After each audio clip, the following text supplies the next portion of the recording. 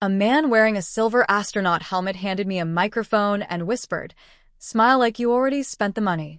That was how I learned the universe had dragged me backward.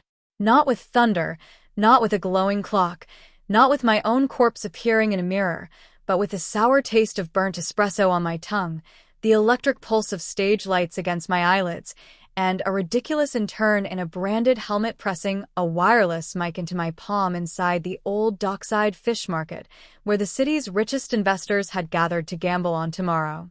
For one frozen second, I thought I was hallucinating from exhaustion. Then I saw the giant LED screen over the main stage blink from the sponsor reel to the words I had once memorized so fiercely that they survived even my death. Hatch 7 Demo Day. Finalist 3. Havenloop. Founder. Lila Gray. My name was not Lila Gray. It had never been Lila Gray. My name was Rowan Vale, and Havenloop had been mine before my roommate, my co-founder, my almost sister, Lila, stole the company, stole the story, stole the investor room, and left me with a non-disclosure violation, a lawsuit I could not afford, and a reputation so poisoned that every fund in the city learned to smile politely before letting the door close in my face. In my first life, I had run onto that stage sobbing. I had accused her in front of 800 people without evidence organized enough to survive the first investor's frown. Lila had tilted her head, released one perfect tear, and said, "Rowan has been under a lot of stress." The room had believed her, because rooms like that always believed the person who cried neatly. 3 years later, after her unicorn collapsed under fraud inquiries and she blamed every falsified metric on me, I died in a one-room apartment above a laundromat, refreshing my empty inbox while a space heater clicked beside my bed. Now the astronaut helmet intern was waiting for me to smile, and 20 feet away, Lila stood beside the main stage in my white blazer, holding my pitch deck in both hands like a holy book. The first instinct that rushed through me was not revenge. It was muscle memory. My body wanted to sprint, to snatch the deck, to scream her name in the old fish market until the glass sponsor booth shook, to stop the theft before it became history again. My hands curled around the microphone hard enough that the plastic casing creaked. Lila did not notice. She was too busy being adored by people who had never seen her without a camera pointed at her face. A venture partner from Westbridge laughed at something she said.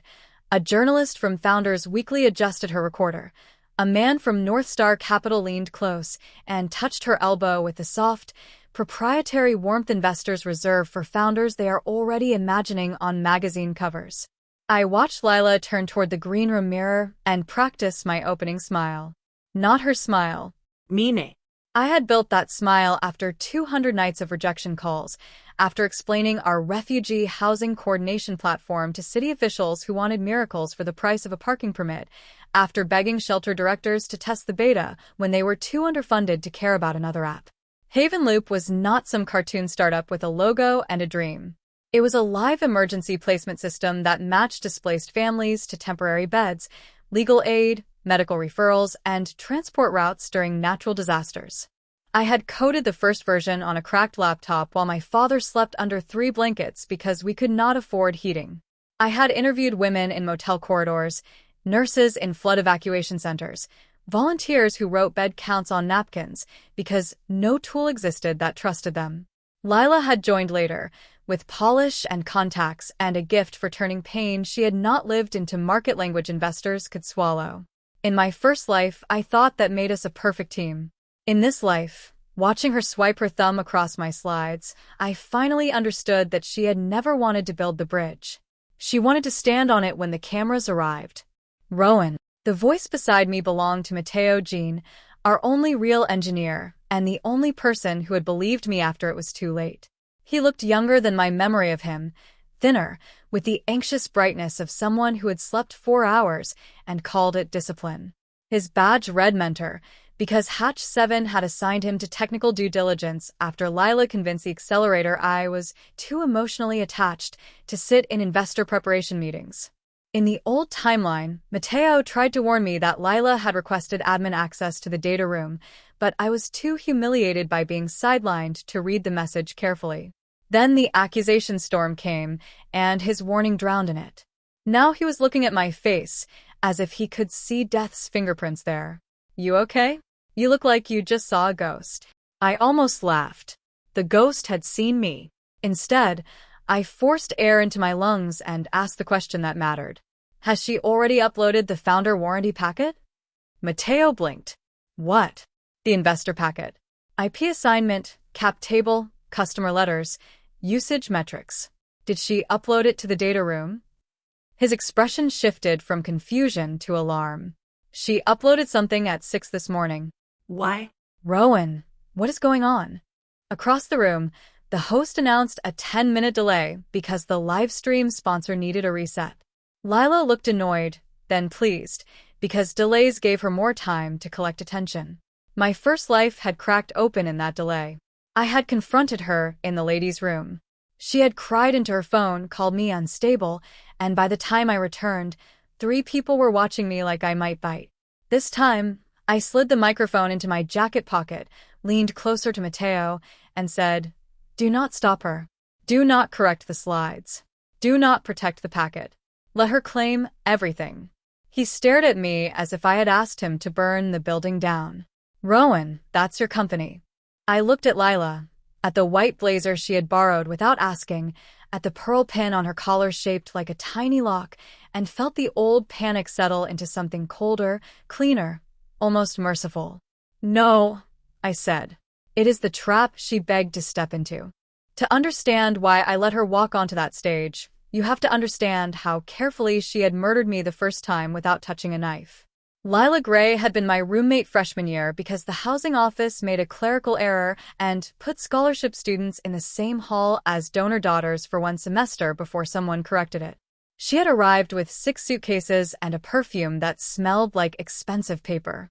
I had arrived with 2 duffel bags and a list of jobs I could work without failing calculus. She loved stories about grit as long as they ended with her discovering the gritty person. She learned my father had been displaced after the coastal fires, learned my mother had died waiting for paperwork no agency could find, learned I had built Haven Loop because bureaucracy had taught me that a missing form could kill faster than floodwater. She cried when I told her. Then she asked if I had considered a name with more warmth. In those days, I mistook her appetite for empathy. She took notes on my grief, as if she were studying a market segment. When we launched our pilot, she offered to handle outreach, which meant she attended the donor dinners while I trained shelter volunteers at midnight. When reporters called, she translated my technical explanations into glossy phrases. When Hatch 7 accepted us, she convinced me that investors would respond better if she opened the pitch and I handled product questions. When the accelerator sent us the final paperwork, she said legal documents made her nervous and asked me to sign first so she could copy the structure. The night before demo day, she drugged my coffee with a sleeping pill, uploaded a revised packet naming herself sole founder, and replaced the real usage dashboard with fabricated numbers inflated by 600%. By morning, when I stumbled into dockside dizzy and late, she had already become the version of me the world preferred. In my first life, the public collapse began with one sentence: "That pitch is mine." I had screamed it from the aisle while Lila stood under the spotlight, her eyes widening with saintly confusion. The audience turned slowly, not with outrage, but with hunger. Public conflict is entertainment until power decides who gets to be tragic and who gets to be dangerous.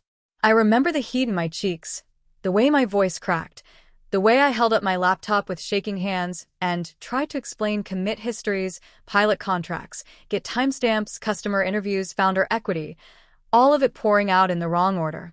Lila's lawyer, who somehow appeared from the investor lounge as if summoned by perfume, asked whether I had signed a confidentiality agreement with the company. She said the word company as if I were already outside it. I had. Of course I had.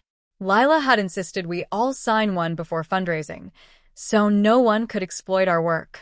By the next morning, clips of me interrupting her presentation had 3 million views under captions like "Founder Meltdown at Demo Day" and "Jealous Ex-Co-Founder Sabotages Refugee Tech Pitch." The investors did not blacklist Lila then. They blacklisted me. Some did it quietly. Some did it with sympathetic emails.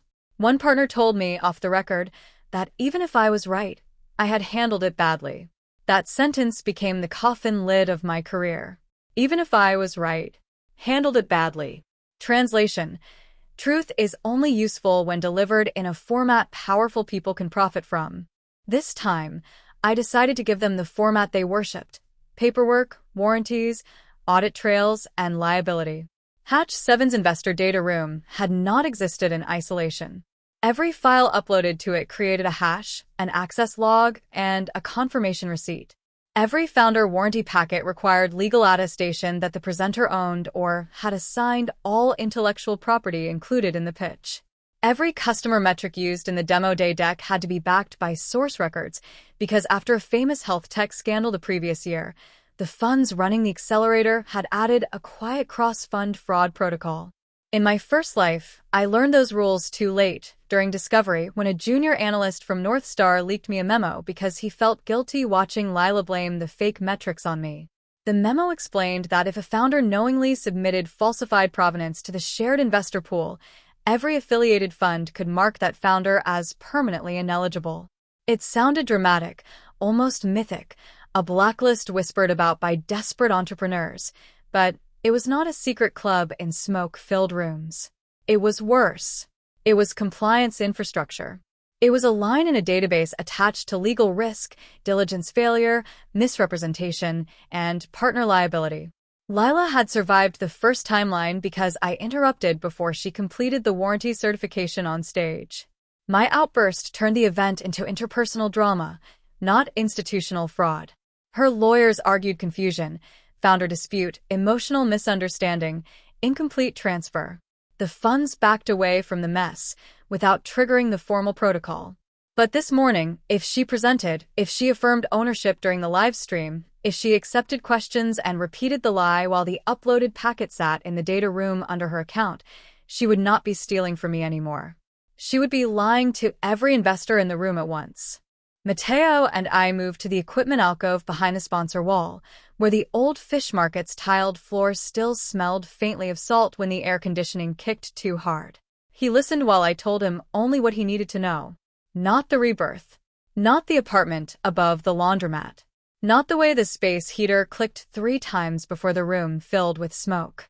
I told him that Lila had uploaded a fraudulent packet, that she would likely claim sole authorship, that the real audit trail still existed, and that if he tried to intervene too soon, she would spin it into confusion. Mateo's face went pale in layers. He whispered, "We should go to Priya now." Priya Shah ran Hatch 7 with a smile sharp enough to shave ice. In my first life, I thought she hated me because she removed me from the post-demo reception after my meltdown. Years later, when I found the leaked memo, I saw her notes in the margin. RV may be originator, but unstable presentation created immediate liability. Preserve logs. Do not engage publicly. It was a cruel note, but not a blind one. Priya had suspected. She simply chose institutional caution over a ruined girl sobbing in the aisle. Not yet, I said. Priya needs more than suspicion. She needs Lila to make a clean representation. Mateo rubbed both hands over his face. You sound like a lawyer. I sound like someone who learned what happens when truth arrives without receipts. He stared at me for another moment, then reached into his backpack and pulled out a small hardware key on a blue lanyard. I have read-only access to the build repository and data pipeline logs because I was assigned to diligence. I can export them. The relief that hit me was so sharp it almost hurt. In the first life, I had never asked. Do it, I said. Export everything, timestamped, and send it to your personal email and to Priya only after Lila answers the ownership question on stage. Mateo swallowed. And you? I looked toward the stage where Lila was laughing under the lights. I am going to help her sound convincing. Lila found me near the green room snack table, choosing grapes from a platter neither of us could afford to replace if we dropped it. She approached with that soft, careful face she used before betrayal, the one that made her look like she was already forgiving you for noticing the knife. Rowan, she said, lowering her voice, I need you to be mature today. There it was. The opening move.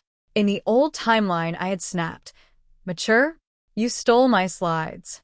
Now I bit a grape in half, and let the silence make her work harder. Her eyes flicked to my pocket, checking whether I still had the microphone. She had always underestimated what I noticed when I stopped begging to be believed. "I know this is emotional for you," she continued, "but the mentors agree I should lead the pitch. The investor room needs clarity, and your product brain can be overwhelming. That isn't a criticism. It's just strategy." I tilted my head. "Are you claiming the full founder story, too?" A tiny pause. There are pauses people make when surprised, and pauses people make when calculating whether a witness understands the crime. Lila's was the second. "I'm not claiming anything unfair," she said. "But investors invest in leadership. You hate public speaking. You said so yourself." I smiled. It felt strange on my face, like wearing jewelry made of ice. "Then take the whole thing." Her expression loosened, not into guilt, but into triumph, so quick she forgot to hide it. "Really? Really? Tell them you built the first prototype. Tell them you designed the shelter matching logic. Tell them you negotiated the pilots. Tell them whatever makes the room comfortable." Lila studied me, hunting for sarcasm, but greed is a fog machine. It fills the space between warning signs and makes every red light look cinematic. "That means a lot," she whispered, placing a hand over her heart. "I knew you'd understand what was best for Havenloop." I reached for another grape. "Just make sure you say it clearly." The host called Finalist 3 at 2:17 p.m., 7 minutes later than the original schedule, and the room rearranged itself around Lila as if gravity had changed. Investors slid into reserved seats. Journalists lifted phones. The livestream countdown bloomed across the rear screen. 5, 4, 3. I stood in the shadow beside the audio booth, close enough to see the powder on Lila's cheekbones, far enough that the cameras would not catch my face unless someone turned deliberately. My pulse was calm in a way that frightened me. In my first life, I mistook calm people for innocent people. Now I knew calm could be built from rage compressed until it stopped smoking. Lila walked on stage to applause, and for the first 30 seconds, she was magnificent. That was the part no one ever understood. Betrayers are not always mediocre. Sometimes they are dazzling because they have been rehearsing inside your light for years. She opened not with my original line about paperwork failing my mother, but with a cleaner, crueler version. When disaster strikes, people do not fall through the cracks. They fall through databases that were never built to see them. The investors leaned forward. I felt a sick twist of pride because the sentence was good. I had written it in the margin of a grant application at 3 in the morning, then crossed it out for being too polished. Lila had found it, resurrected it, and put it in her mouth like a jewel. She moved through the market size, the pilot traction, the city partnerships, the dashboard screenshots. She claimed we had active deployments in 6 regions instead of 2. She claimed a monthly retention number that included test accounts and duplicate volunteer logins. She claimed a proprietary routing model that I had never finished because the ethics review had blocked automated prioritization without human oversight. Every lie landed smoothly. Every smooth lie created another thread in the net. Then came the first pattern break. A fire alarm chirped once, not loudly enough to evacuate, just enough to make the room flinch. Lila froze for half a breath. The host looked toward the production booth. Someone waved that it was a sensor glitch from the catering heaters. In the old timeline, nothing like that had happened, and the tiny interruption thrilled me because it proved the day was not a prison. Time could still cough. Lila recovered with a laugh. "Even the building knows emergency response needs modernization," she said, and the room laughed with her. Clever. Too clever. She was improving the stolen pitch in real time. Beside me, Matteo arrived with his laptop tucked under one arm, face tight. He did not speak. He only turned the screen toward me. On it was a clean export. Repository creation under my account.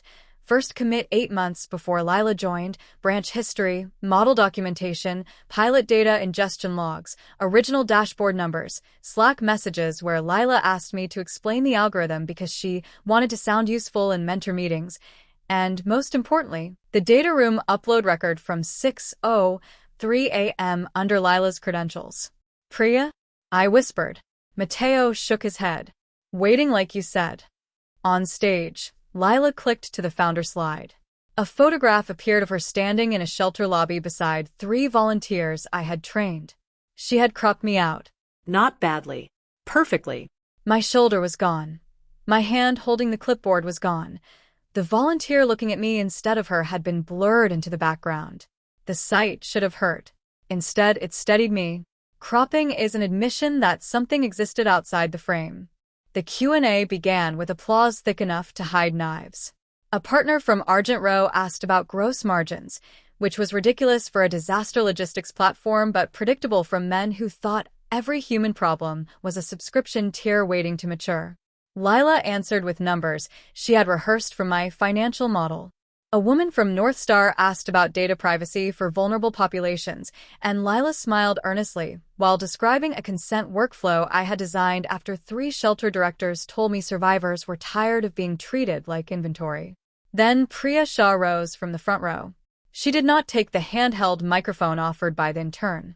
She used her own voice, which cut through the room without help. Lila, before we move into partner allocation interest, I want to confirm something for the diligence record. The materials uploaded this morning list you as sole founder and sole owner of all Havenloop intellectual property. Is that accurate? The room shifted, subtly but completely. Investors know when a casual question is not casual. Lila knew too. Her eyes flicked left, searching for me, and for the first time that day, she found my face in the shadows. I gave her nothing. No accusation. No fear. Just the same encouraging half-smile she had given me the first time I signed a document without reading the attachment. She lifted her chin. Yes, she said. That is accurate. I founded Havenloop, built the original product vision, and own the underlying IP. Rowan contributed in an operational capacity early on, but she is not part of the current company. There it was. Not confusion. Not shared credit blurred by nerves. A clean lie, spoken into microphones, recorded by the live stream, attached to the warranty packet, witnessed by the funds she wanted to worship her. Priya's expression did not change. She only nodded once and sat down. If this were a cheap revenge story, the room would have exploded right there. It did not. That was what made it terrifying. Money rarely screams when it discovers rot. It goes quiet, calculates exposure, and closes the doors before anyone smells smoke. Lila finished to applause that sounded normal to everyone except the people who knew a fuse had been lit under the floor. She stepped off stage glowing. The host announced a 15-minute break before finalist 4. Investors stood, stretched, checked phones. Journalists moved toward the coffee bar. Lila walked straight to me with victory bright in her eyes. "Thank you," she whispered, hugging me before I could step back. The cameras near the sponsor wall caught the embrace. In the first life, I had avoided her touch.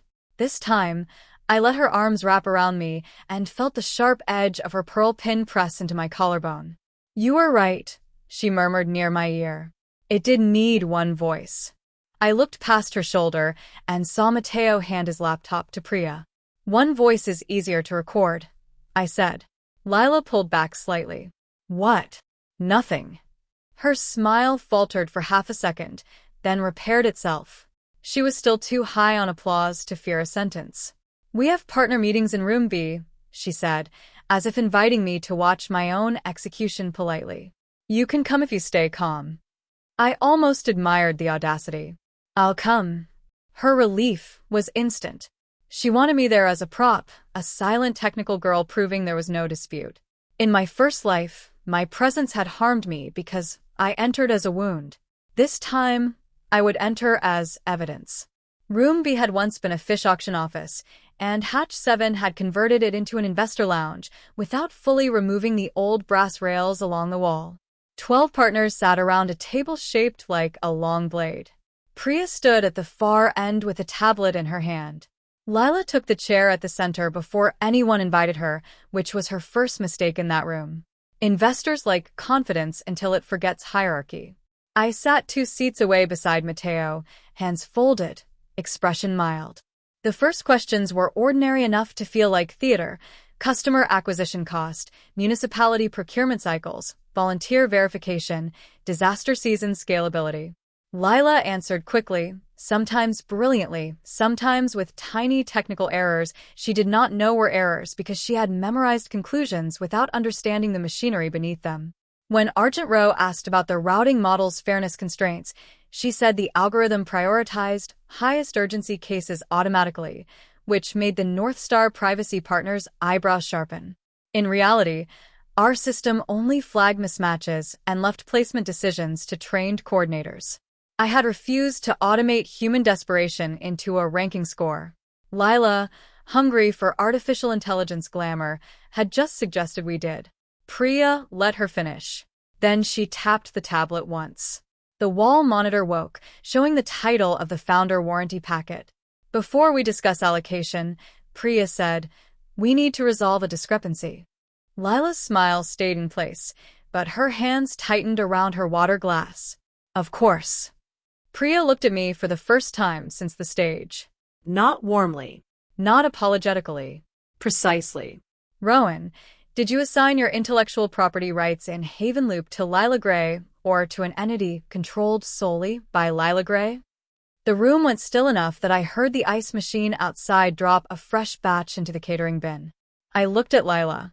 She shook her head almost imperceptibly, a command disguised as panic. In another life, I had obeyed those tiny signals until they became chains. No, I said. I did not. Lila laughed too quickly. This is exactly what I was worried about. Rowan gets protective of the work, and I understand that, but we discussed this. She signed contractor acknowledgements. Priya swiped to the next screen. We have those acknowledgements. They refer to event staffing and pilot training support, not original software assignment. Lila's face changed by one shade. Then the wrong folder must have uploaded. I can have counsel clarify. Your counsel already certified the folder at 6:14 a.m., said the North Star partner. He did not sound angry. That made it worse. And at 2:41 p.m., on the live stream, you affirmed sole ownership. Lila turned to me, finally dropping the sweetness. Rowan, tell them we agreed I would handle ownership for fundraising. I remembered her saying something almost identical in my first life while two lawyers watched me unravel. Tell them we agreed. Tell them you forgot. Tell them you are tired. The old terror fluttered once, a trapped bird in my throat, then died. We agreed you would handle outreach, I said. Not ownership. Not source code. Not customer records. Not invented traction. A murmur moved around the table. Lila's eyes widened, and for a moment I saw the real calculation begin. Deny, charm, cry, redirect, sacrifice someone smaller. She chose tears first. They arrived on command, shining but not falling. I cannot believe you're doing this here, she whispered. After everything I did to carry us when you were too afraid to pitch. Mateo inhaled sharply beside me, but I touched the edge of his sleeve under the table. Let her. Every sentence was another nail, and she had mistaken the hammer for a microphone. Priya brought up the repository history. The screen filled with lines of green and red, dates, commits, usernames, message notes written by a version of me who had no idea her private labor would one day become a public autopsy. Initial shelter schema. Add transport matching table. Fix duplicate family intake bug. Encrypt medical flag field. Refactor coordinator dashboard after West Bay pilot. My username appeared again and again, months before Lila's first contribution, which was not code at all but a comment on a branding file. Can we make logo feel less governmental? Investors leaned forward, not because they loved justice, but because provenance is the skeleton of value. Without it, a startup is a costume over a lawsuit. Lila wiped at one eye. Rowan gave me access. We worked on the same machines. Mateo spoke then, voice quiet but steady. Access logs show separate devices. Rowan's commits came from her registered laptop and the shelter office terminal. Lila's account first accessed the repo after the accelerator onboarding. She requested admin privileges 2 nights ago and copied the private branch at 1:12 a.m. Lila snapped, "You were a mentor, not our judge." "Correct," Mateo said. "That is why I exported read-only logs and gave them to the program director." Priya switched to the pilot metrics. The inflated dashboard glowed on one side. The raw logs sat on the other. 6 regions became 2. 43,000 active users became 812 verified accounts, most of them coordinators, volunteers, and caseworkers. A claimed 91% placement success rate became a cautious 62% within 48 hours during controlled pilots, which was still good, still real, still mine. Lila had not just stolen my company. She had made it less honest because honesty sounded smaller in a room addicted to hockey stick graphs. The second pattern break came from the hallway, where applause erupted for finalist 4. Through the glass wall, we saw another founder celebrating, unaware that room B had become a trial without robes. The normal world continuing outside made Lila's collapse more intimate. She leaned toward the Westbridge partner, an older man named Callum Reeve who had loved her pitch loudly from the front row. Callum, you know early stage data is messy. We all shape the narrative. This is being blown out of proportion because Rowan is resentful. In my first life, Callum had given an interview calling me a cautionary tale about founder temperament. Now he did not look at me at all. He looked at Priya. Was Westbridge included in the shared diligence warranty? Priya nodded. All demo day, lead funds were. Callum pushed his chair back by 2 inches. Not enough to leave, enough to show distance. Lila saw it and panicked. I can amend the packet, she said. I'll add Rowan as a technical co-founder if that helps. We can fix this. A laugh rose in my chest before I could stop it. Not loud, not triumphant, just exhausted.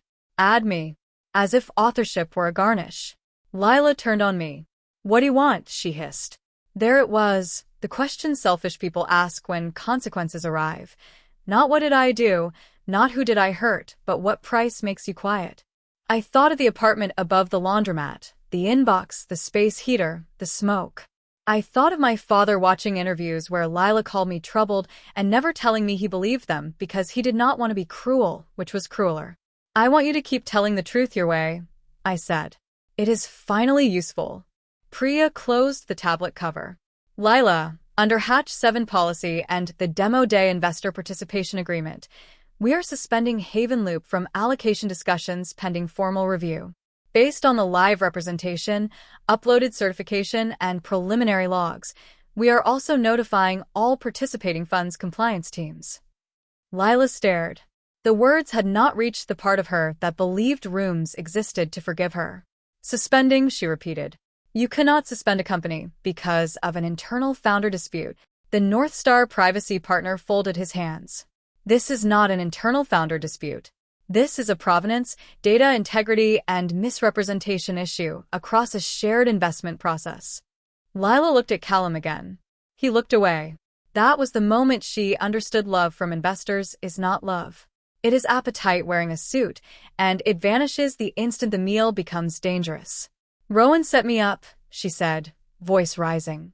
She told me to take the whole thing. She said it was fine. She wanted me to say it. The room turned toward me. In the first life, any sentence like that would have made me shake. This time, I nodded. I told her to say clearly what she was claiming. I did not tell her to lie.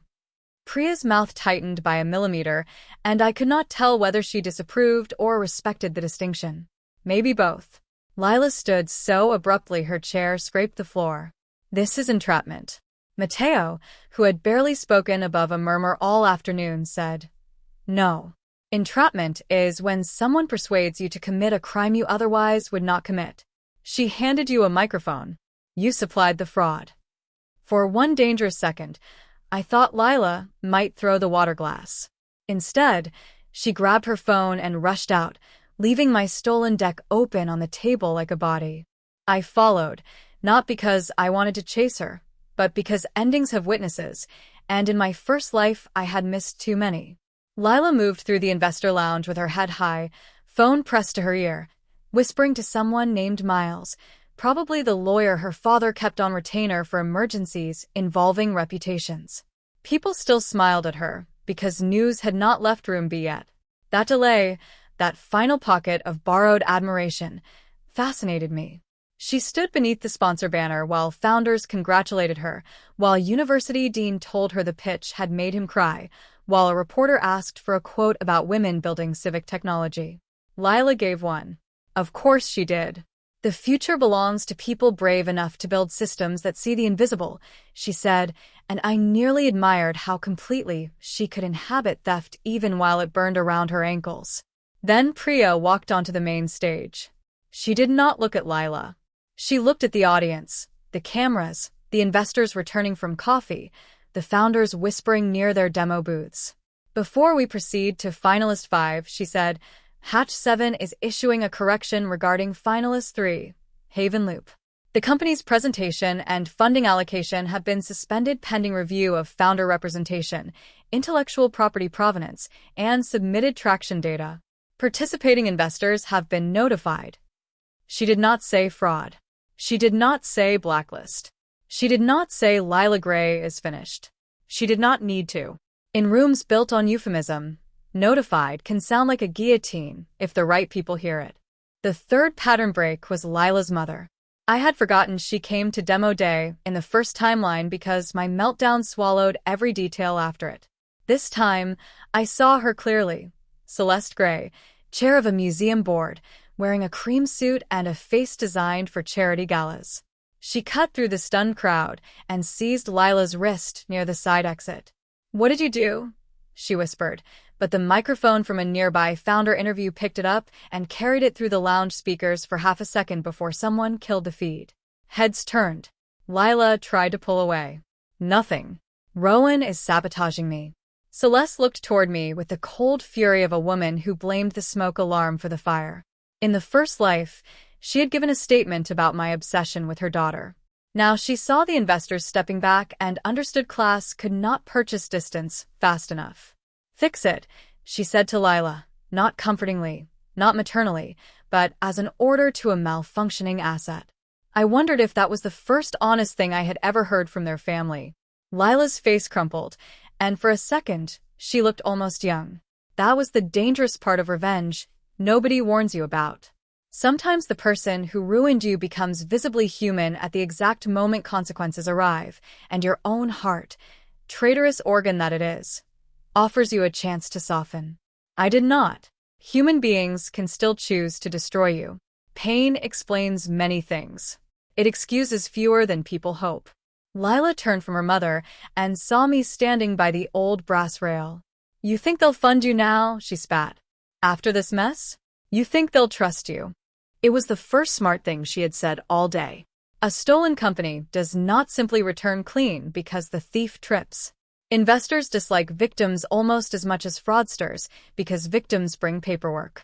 That was why my real plan had never been to snatch Haven Loop back from Lila on the same stage where she lost it. In my first life, I wanted restoration to look dramatic. The room gasping, the investors apologizing, the stolen crown placed on my head while my enemy wept. Death had cured me of theatrical fantasies. Restoration is a series of boring decisions made after the applause leaves. 3 weeks before the original demo day date, in this Reborn timeline, I had woken up in the accelerator dorm with all my memories and spent the first hour vomiting into a trash can because time travel apparently did not come with emotional anesthesia. The second hour, I stopped every automatic sync Lila still had access to. The third, I copied the real repository, pilot agreements, and customer records into an escrow account controlled by a nonprofit legal clinic that helped displaced founders and low-income inventors protect early work. In the first life, I learned about that clinic when it was too late. In this one, I visited them before breakfast. Their director, an elderly lawyer named Mara Quill, listened to my breathless explanation without laughing and said, "You do not need to prove what she might do. You need to preserve what you did before she does it." She filed provisional documentation, sent timestamp notices to our pilot partners, and warned me that public confrontation would feel satisfying for 10 minutes and cost me 2 years. "Let institutions punish institutional lies," she said. "You focus on owning the truth when the dust clears." So while Lila stole the demo day version of Haven Loop, the actual civic software, the clean data, and the partner letters were already outside her reach, sleeping safely in escrow like a seed underground. The review moved faster than Lila expected because rich people move quickly when embarrassment threatens to compound. By 6 that evening, while the dockside crews dismantled sponsor banners and the harbor outside turned black under rain, every participating fund received the compliance packet. By 7, Lila's access to the data room was revoked. By 8, Hatch 7 removed her founder profile from the Demo Day portal and replaced the live stream recording with a notice. At 9:13 p.m., Callum Reeves sent me an email with the subject line request to discuss Haven Loop provenance. In the first life, I would have answered instantly, grateful for crumbs from a man who had helped bury me. This time, I forwarded it to Mara Quill and went to dinner with Mateo at a noodle shop under the train tracks, where neither of us talked for 20 minutes because our bodies had not yet learned the danger was over. Steam rose between us. My hands shook so badly, I spilled chili oil on the table. Mateo pretended not to see. Finally, he said, "How long did you know?" I thought about lying. Then I thought about all the lies that had fed on silence today. Long enough to understand that stopping her early would save her. I said, "That's not an answer. It's the only one I can give without sounding insane." He studied me across the plastic table. "You already sound insane. But you were right. There are friendships that form because someone admires you, and friendships that form because someone sees the burning house behind your eyes and still pulls up a chair." Mateo had always been the second kind. I pushed a dumpling around my bowl and said, "I need to rebuild under a different name." He nodded as if I had said something obvious. Good. Haven Loop was a name Lila liked. I looked up. "You hated it?" I hated it politely. For the first time since waking in this life, I laughed without tasting smoke. Lila did not disappear quietly. People like her rarely do, because silence requires an inner life not organized around audience reaction. The next morning, she posted a statement on every platform claiming she had been targeted by a former colleague during a high-stress funding environment and that early-stage founder roles are often fluid. It was polished, lawyered, and almost convincing if you ignored every noun doing acrobatics to avoid the word stolen. Her supporters arrived quickly. Classmates who owed her introductions, founders terrified that due diligence might one day examine their own exaggerations, strangers who saw a pretty woman crying on video and decided truth was less important than vibes. For 2 hours, the narrative tilted. Clips of Priya's correction spread beside clips of Lila's opening pitch, and commenters asked why Hatch 7 had humiliated a young female founder publicly. In my first life, watching the internet misunderstand me had been like drowning in a room full of people rating the water temperature. This time, I did not respond. Mara Quill responded with documents. She released a restrained statement on behalf of the original technical founder and documented rights holder, attaching non-confidential timestamps, pilot partner attestations, and a note that further evidence had been provided to relevant institutions. Priya released a second statement confirming the issue was not a disagreement over titles, but the submission of certified ownership and traction materials contradicted by records. Then Mateo, who had 300 followers and no instinct for drama, posted a single screenshot of the repository timeline with confidential details blurred and the caption, "I mentored diligence." The timeline is not ambiguous. The internet, bored by nuance but addicted to receipts, changed directions so fast several people pretended they had been suspicious all along. The blacklist itself arrived without ceremony. No hooded counsel. No dramatic email with the word banned in red. On Friday morning, 4 days after Demo Day, Lila attempted to register for an invitation-only climate resilience pitch breakfast hosted by Northstar. The registration link rejected her. At noon, Westbridge withdrew her office hours invitation. By evening, Argent Rose associate accidentally copied her on an internal note that read, "Do not schedule. Founder flagged across shared funds due to Demo Day warranty breach. Legal reviewing external communications." She posted the screenshot herself, thinking public outrage would scare them. It did the opposite. Other funds, seeing their names adjacent to possible fraud risk, issued careful statements about maintaining integrity in founder representations. A founder can survive arrogance. A founder can survive failure. Some survive cruelty if the returns are high enough. But a founder who makes investors feel legally stupid becomes radioactive. By the following Monday, Lila's University Entrepreneurship Center removed her from its alumni showcase. By Tuesday, the City Innovation Office paused a grant she had applied for under Havenloop's name. By Wednesday, her lawyer sent Mara a letter accusing us of defamation, and Mara replied with such calm, lethal specificity that no second letter came. Across every fund they ran, every partner who had leaned toward Lila under the stage lights now leaned away. Not because they loved me. I want to be honest about that. They did not blacklist her for breaking my heart. They blacklisted her because she had touched their money with dirty hands and left fingerprints. The part that surprised me was my father. In my first life, I hid the worst of everything from him because he had already survived too much. After Lila's company collapsed and blamed me, he took extra shifts repairing refrigeration units and told me not to worry about rent even when his own hands cracked from cold. We rarely spoke about the articles. He would leave food outside my door, and I would pretend not to hear him crying in the hallway. In this life, I called him before the story fully broke, while I was sitting on the floor of the legal clinic surrounded by file boxes and cold coffee. "Dad," I said, "something is going to happen online today. It will look messy, but I am safe." He was quiet for so long I thought the call had dropped. Then he said, "Is this about the girl who smiles too much?" I closed my eyes. He had known. Of course he had known. Love notices what ambition edits out. Yes. Did she take something? The question undid me more than any accusation could have. I pressed my hand over my mouth and tried to breathe. She tried. He exhaled, old grief moving through a small speaker. "Then take it back properly." Not loudly. Properly. I laughed and cried at the same time, which made me sound like a broken kettle. That is the plan. He did not ask for every detail. My father had spent years navigating agencies where too much emotion made clerks suspicious. He understood documentation as a survival language. "Send me what I can read," he said. "And eat something with rice." That was his blessing.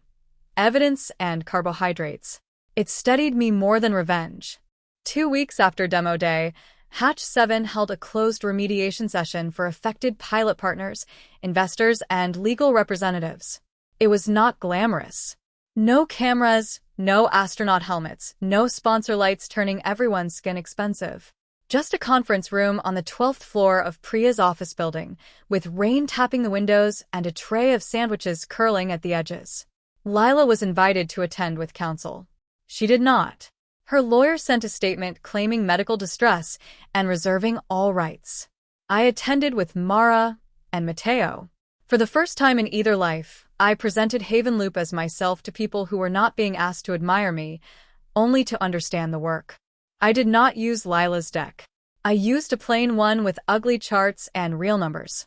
I explained the 2-region pilot, the 62% placement rate, the privacy constraints, the ethical reason we refused automated urgency scoring, the volunteer verification bottleneck, the procurement barriers, the burn rate, the risks. The room was less enchanted than it had been by Lila. Good. Enchantment is unstable. Understanding can be built on. A shelter director named Ana Morales joined by video and told the investors, "Rowan trained our staff herself.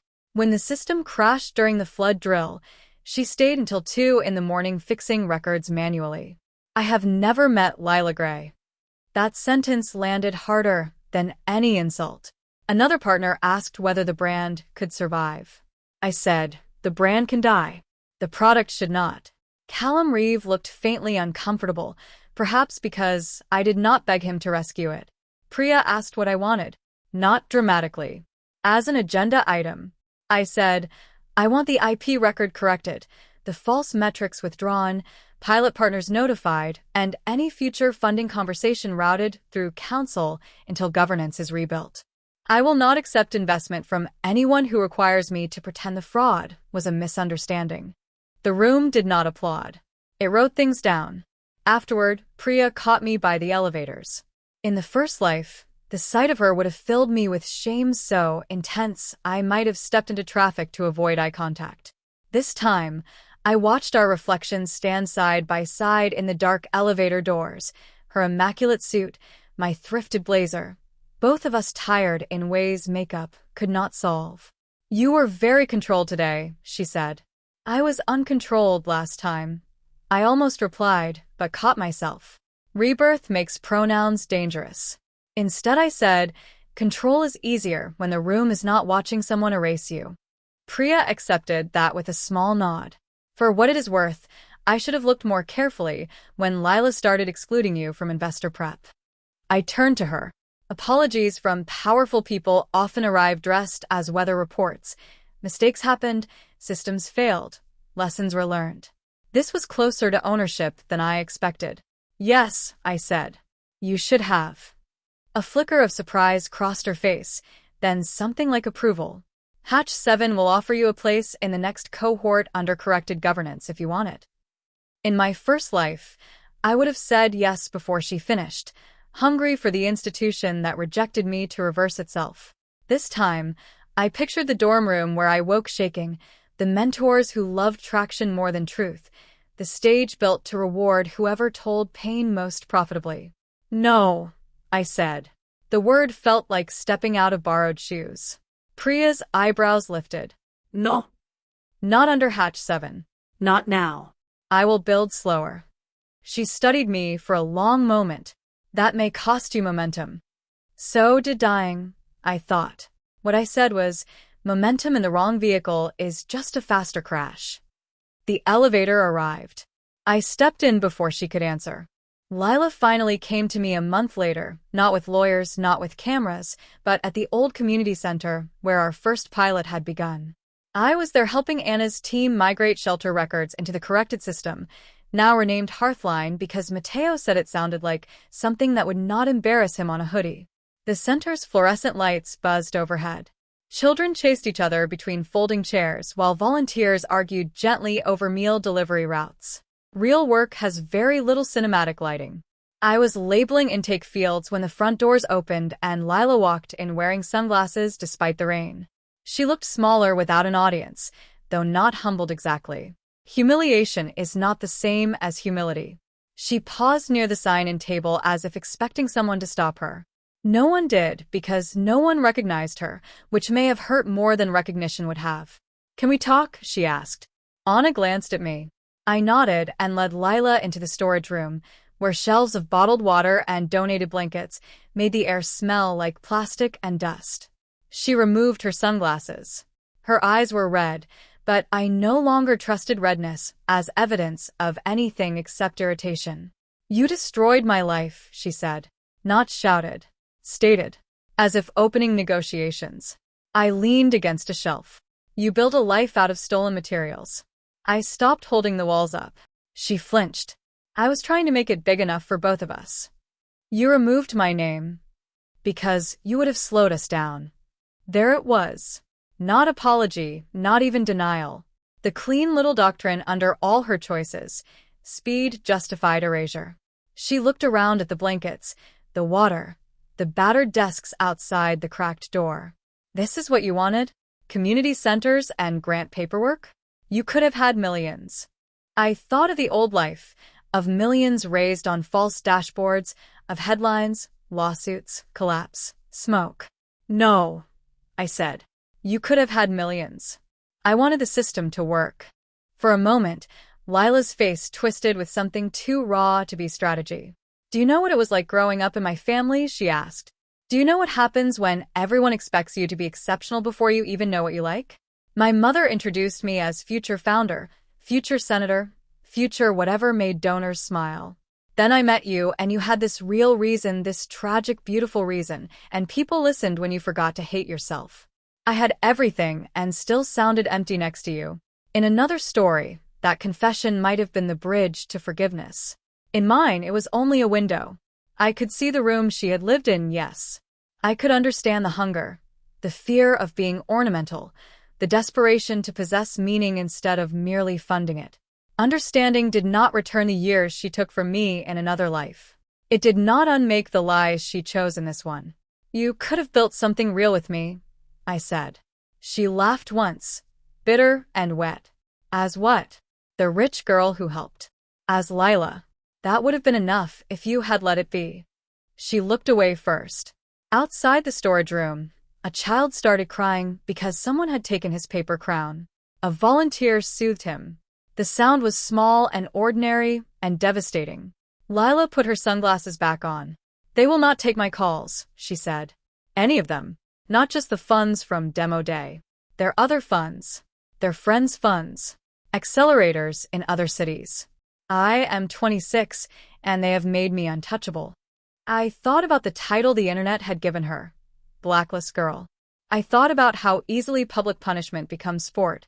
I did not enjoy that part as much as I expected. Then find work where no one is asked to trust your signature, I said. That is not mercy. No. It is advice.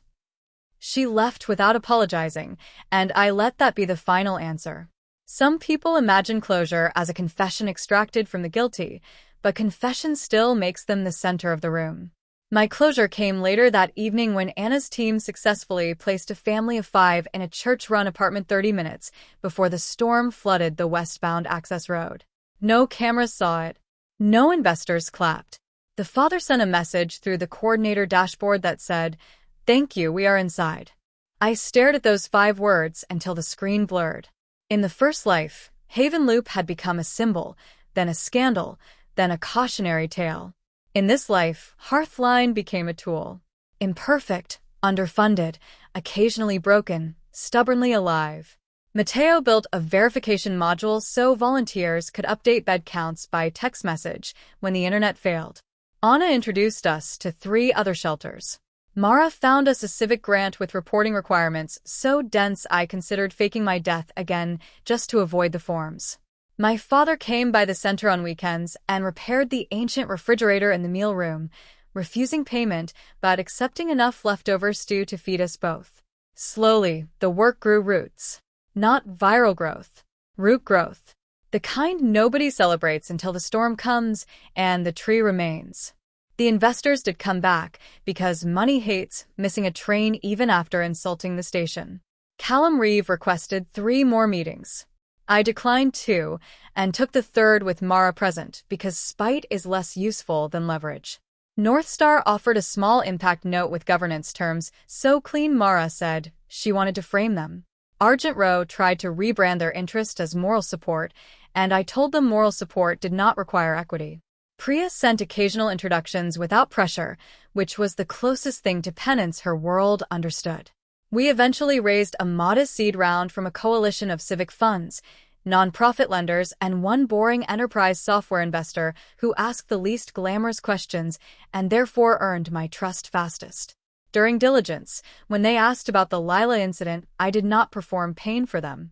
I gave them the corrected timeline, the legal resolution, and the governance changes. Dual control data room uploads, independent board observer, founder equity vesting tied to documented contribution, customer metric audits before every funding conversation. You are very cautious, one investor said. Yes, I replied. That is why you can trust the numbers. It became our advantage. In a market full of founders selling inevitability, I sold proof. Not as shiny. Harder to steal. A year after demo day, Dockside Fish Market hosted another startup event. I almost did not go. The invitation sat in my inbox for a week, glowing with the kind of coincidence that makes Reborn people suspicious. Hearthline had been nominated for a Civic Resilience Award, and Mateo wanted the free food, so we went. The old building looked the same and entirely different. Sponsor banners, stage lights, ambitious people laughing too loudly, interns in themed costumes, though mercifully no astronaut helmet this time. I stood near the back as a new batch of founders pitched futures in 5-minute increments. Some were brilliant. Some were nonsense with better fonts. None of them were Lila. Her absence did not announce itself. That was how I knew the blacklist had worked completely, not with booze, but with omission. Across every fund they ran, every room they hosted, every warm introduction they controlled, she had become a name people lowered their voices around, and then moved past. When Hearthline won, Anna pushed me toward the stage because I had tried to hide behind a structural column. The award was a small glass thing shaped like a wave. Under the lights, I looked out at the investors, the founders, the journalists, the same species of room that had once devoured me for arriving with truth in the wrong packaging. My hand tightened around the award. For one heartbeat, I saw the other life layered over this one. Lila in my blazer, me in the aisle, laughter curdling into whispers, the internet sharpening its teeth. Then the vision passed. I did not begin with tragedy. I did not mention betrayal. I said, the first version of Hearthline failed during a flood drill because I designed for perfect data, and disasters do not provide perfect data. The room laughed softly. I smiled. So we rebuilt it for tired people, bad Wi-Fi, missing forms, and volunteers who have 10 seconds to update a bed count before carrying blankets upstairs. That is who this is for. After the ceremony, a young founder approached me near the coat check. She had a pitch deck hugged to her chest and the haunted look of someone who had slept under a spreadsheet. Can I ask you something? She said. How do you know when a co-founder is dangerous? The question struck me harder than praise. I looked at her deck, at the coffee stain on her sleeve, at the hope and fear braided together in her face. There were many answers. When they want your story more than the work, when they translate every boundary into betrayal, when they call your caution insecurity, when they volunteer to handle all the documents, when they make you grateful for being included in your own creation. But advice that arrives as a sermon rarely survives first contact with affection. So I said, watch what they do when credit is inconvenient. Anyone can share credit when the room is generous. Dangerous people share your burden privately and take your name publicly. She swallowed. And paperwork? I smiled a little. Paperwork is love wearing armor. Use it. She laughed, wrote that down, and hurried back to her team. Mateo appeared beside me with 2 tiny desserts balanced on a napkin. Did you just traumatize a founder into better governance? I mentored her, I said. Aggressively. He handed me a dessert. Hearthline brand values. For once, the sweetness did not taste like warning. Late that night, after the award, after my father fell asleep in his chair with the television murmuring, after Mateo sent 3 messages about a bug he swore was philosophically interesting, I opened the old folder where I kept evidence from both lives. Not the magical kind, the real kind. Screenshots, filings, emails, logs, letters, corrected agreements. I had once thought keeping them meant I was trapped in the past. Now I understood they were not a shrine to injury. They were a map of the road out. At the bottom of the folder was the first pitch deck, the one Lila stole, still named final_actual final 2 PDF because even destiny cannot make founders organized. I opened it and looked at the slide she had loved most. A photograph of a shelter hallway during the West Bay pilot, volunteers moving between cots, a little girl asleep under a donated yellow blanket. In the stolen version, Lila had cropped me out. In the original, I was at the edge of the frame, kneeling beside a coordinator, pointing at a clipboard, hair falling out of its clip, face tired and unglamorous and completely alive. I had spent so long trying to prove I belonged in the center that I forgot the edge of the frame was where the work had always been. I saved a copy of that photograph into the Hearthline archive under a new name, proof_of_origin. Then I closed the laptop, checked the heater twice because some fears do not disappear just because time has been rewritten, and stood by the window while rain stitched silver lines down the glass. The legal resolution arrived in fragments, because the world rarely hands you one clean victory when it can make you assemble it from invoices. First came the correction letter from Hatch 7, formally identifying me as the documented originator of the product architecture and first working prototype. Then came the withdrawal notices sent to the pilot partners, clarifying that all inflated performance claims from demo day were unauthorized and should be disregarded. Then came Lila's settlement offer, delivered through a new lawyer whose email tone suggested he had been hired after the family realized anger was not a strategy. The offer included no apology, only a promise not to contest my IP record if I agreed not to pursue damages or comment further. Mara read it, took off her glasses, and said, "This is what people send when they are afraid of discovery." I wanted to say yes immediately because I was tired. That is the part revenge stories often skip. Winning creates paperwork too. Every time her lawyer sent another version, I had to reopen the wound in chronological order. Line updates, remember rooms, read messages where she called me brilliant before forwarding my work to herself. Some nights, I hated the evidence almost as much as I hated the theft because evidence made memory administratively useful. But Mara made me slow down.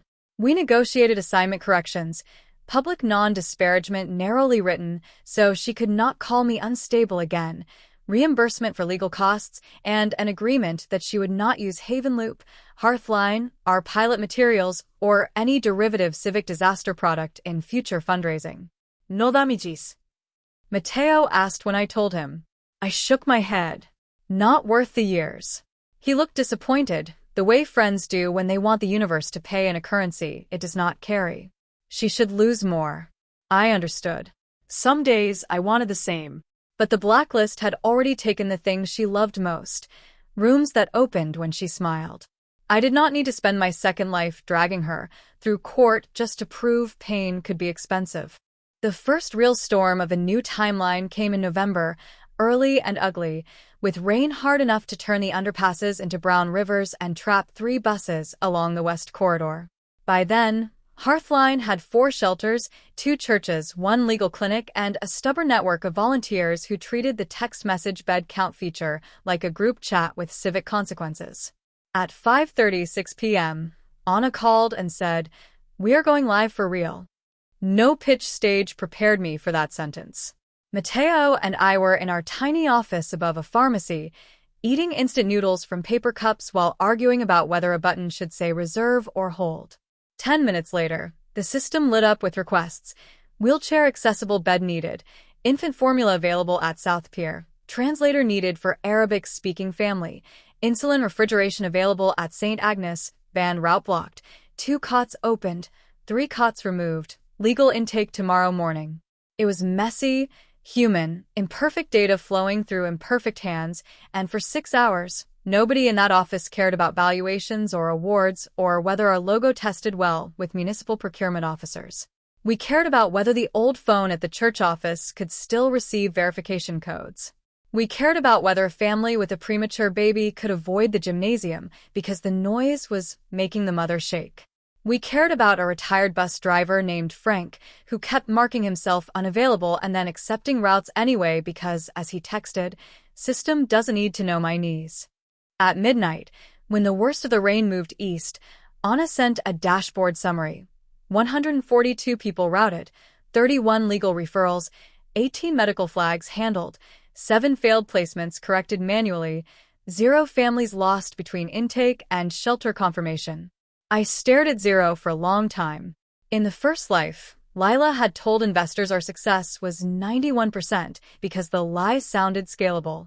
In this life, 0 lost families sounded like a number worthy of worship.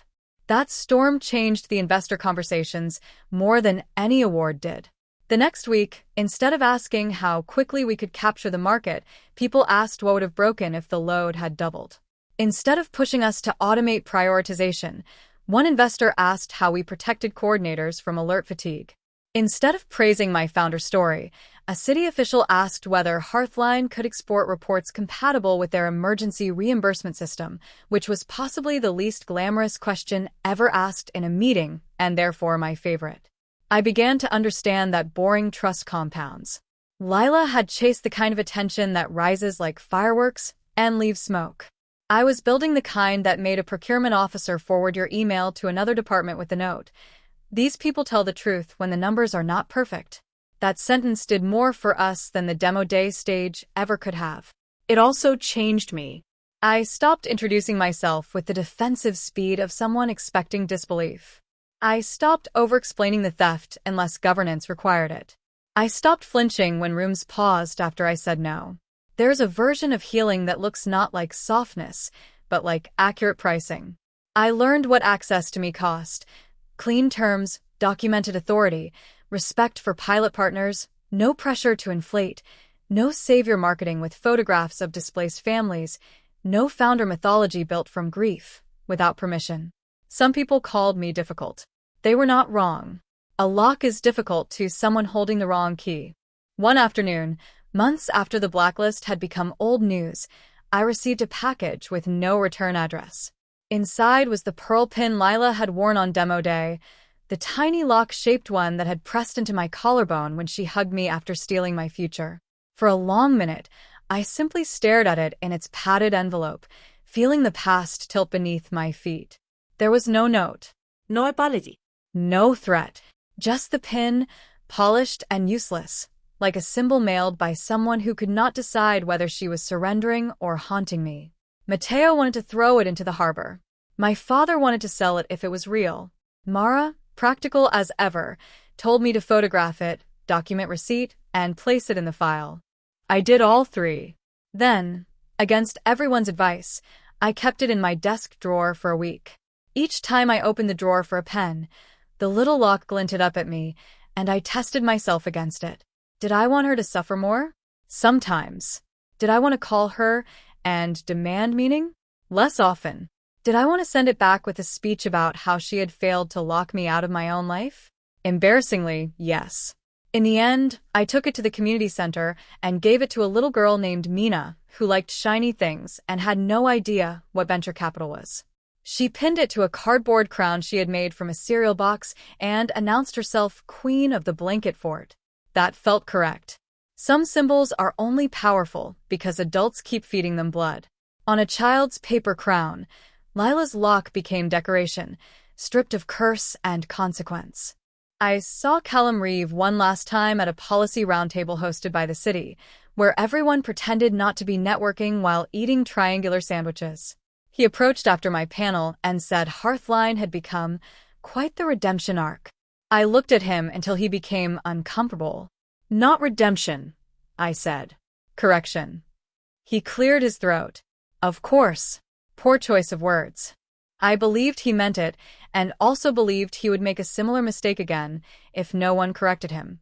That was the strange piece of the new life. I no longer needed every person to become better for me to continue. Some people would always translate harm into branding. Some would always admire survival more once it could be photographed. Some would say they had known the truth all along because hindsight is the cheapest kind of courage.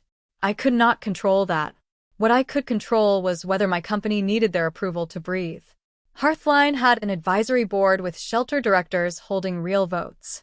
It had data policies written in plain language because people in crisis should not need a law degree to understand consent. It had a founder agreement that made Mateo laugh because it included a clause titled "No Hero Narratives Without Review." It had my name on the documents that mattered and other people's names on the parts they truly built. Ownership stopped feeling like a spotlight and started feeling like a ledger. Contribution recorded honestly, responsibility assigned clearly, credit paid on time. That was less glamorous than being called a visionary. It was also much harder to steal. People still ask, in careful ways, whether I regret letting Lila claim the pitch. They expect a complicated answer, because forgiveness sounds more sophisticated than satisfaction. The truth is simple enough to make them uncomfortable. No. I do not regret it. I regret the version of me who once believed being good meant interrupting evil before it exposed itself. I regret every document I signed because trust felt kinder than caution. I regret confusing someone's fascination with my pain for loyalty. But I do not regret the silence I held in dockside while Lila walked on stage with my deck. Silence can be cowardice. Silence can be complicity. That day, silence was a courtroom door left open so the guilty person could choose, freely and on camera, to enter. She claimed my startup pitch, my founder story, my metrics, my future. Then the investors did what investors do when a lie threatens their own names. They protected themselves with stunning efficiency. Across every fund they ran, every partner list, every accelerator breakfast, every warm little room where ambition buys a seat, Lila Gray became a risk no one wanted to underwrite. As for me, I did not get my old dream back. I built a better one from the pieces she thought were too boring to steal. Real numbers, ugly dashboards, signed agreements, shelter coffee, late-night bug fixes, my father's repaired refrigerator humming in the corner, and 5 words from a family safe before the road flooded. Thank you, we are inside. That was the pitch I should have given all along. Not a story about being seen by investors. A story about building something that could see people when the world looked away.